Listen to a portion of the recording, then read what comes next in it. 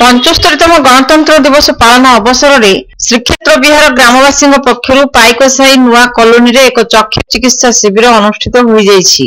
Vamdev Sahu foundation और rotary club सहयोग में आयोजित इस शिविर को विधायक जयंत कुमार षडंगी और पुरी अर्बन कोऑपरेटिव बैंक निर्देशक अनिल साहू उद्घाटन करथिले। शिविर में बहु व्यक्ति चक्षु परीक्षा करा जिबा सहित चिकित्सा परामर्श प्रदान करा जायतिला। बड़शंख युव सांस्कृतिक परिषद पक्षर गोपबंधु आयुर्वेद महाविद्यालय परिसर में एक रक्तदान शिविर आयोजन करा जायतिला। विधायक जयंत कुमार षडंगी एही शिविर को उद्घाटन करबा संगे संगे अनुष्ठान एभली सेवा कार्य को भूयसी प्रशंसा करथिले। एभली समाज सेवा कार्य जारी रखिବାକୁ से परामर्श दैथिले।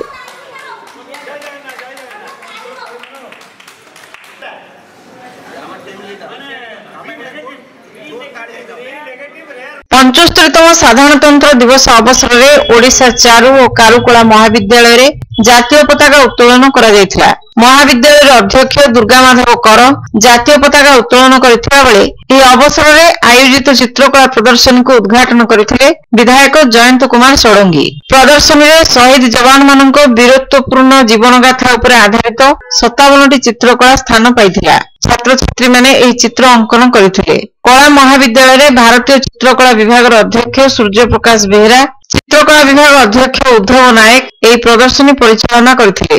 इंग्रजी अध्यापिका तृप्तिरेखा मिश्र सहायता करथिले। एही प्रदर्शनी 3 दिन धरी चालू रहिबो बोली अध्यक्ष दुर्गा माधव कर प्रकाश करछन्ती।